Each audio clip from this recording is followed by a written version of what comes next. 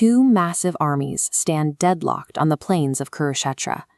Tens of thousands of soldiers, chariots, and war elephants wait in silence for the attack. This translated text from the first chapter of the Bhagavad Gita records the final moments before the slaughter begins.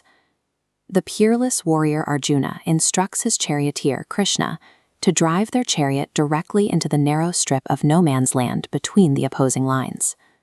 Arjuna is here to reclaim his kingdom. The opposing side, led by his own cousins, unlawfully seized his family's territory.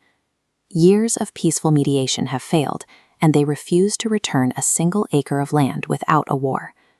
Arjuna has exhausted every alternative. He arrived at this field fully armed, highly trained, and entirely prepared to exact justice through violence.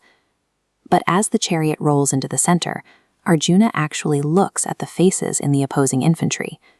He doesn't see a faceless enemy horde. He sees his cousins.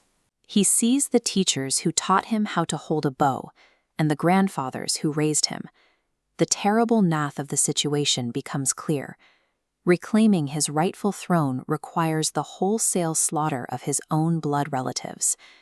Verse 47, shown here, describes exactly what happens next. Arjuna's mind collapses under the realization. He casts aside his bow, drops into the chariot's back seat, and declares that ruling the earth is worthless if the price is the lives of his kin. He is trapped in an impossible paradox. His civic duty demands he fight an evil regime, but his familial duty demands he protect his relatives. Krishna targets Arjuna's understanding of reality. He argues Arjuna is making a category error by mourning the physical body rather than the eternal spirit. Because the spirit is indestructible, physical death is merely a transition, not an ultimate moral basis. Krishna then shifts focus from universal metaphysics to human society, introducing the concept of dharma, the idea that every individual has a specific, necessary role to maintain cosmic and civic order. As highlighted in verse 33 of the text, Arjuna's specific dharma is to be a warrior. Fleeing the battlefield to achieve a personal sense of peace isn't a higher moral path. It is a direct violation of his duty. Walking away from an evil aggressor is an active choice to let injustice thrive. For Arjuna, true morality means restoring order, even when the required mechanics of doing so are violently destructive. Curious, that creates an immediate mechanical problem. If a person is obligated to fight, how do they strike down another human being without incurring the karmic penalty of murder? Krishna introduces karma yoga.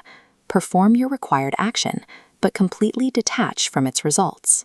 Arjuna must draw his bow and fight, not out of anger toward his cousins, nor from a desire to sit on the throne and enjoy the wealth. The physical swing of the sword does not corrupt the human soul. It is the ego, the selfish intention, and the desire for the reward that pollutes the act. To shatter Arjuna's hesitation, Krishna executes a massive shift in scale, revealing his true cosmic form, an infinite manifestation of time and absolute death. He delivers a chilling reality check on the grand, sweeping timeline of the universe. All soldiers standing on the field have already been destroyed by the inevitable march of time. Arjuna's agonizing fear over whether he should kill them is exposed as pure human arrogance. The ego creates the illusion that an individual has the power to control life and death. Humans do not decide the fate of the universe. They are simply temporary instruments, executing the necessary functions of a divine will that is vastly larger than themselves. The cosmic vision recedes, crashing back down to the wooden floor of the chariot. Armed with this terrifying, expansive perspective, the emotional fog paralyzing Arjuna vanishes.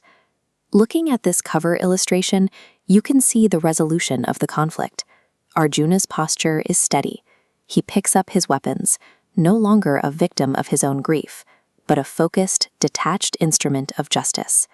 For thousands of years, readers have recognized that the ancient battlefield of Kurukshetra operates as a stand-in for the human mind.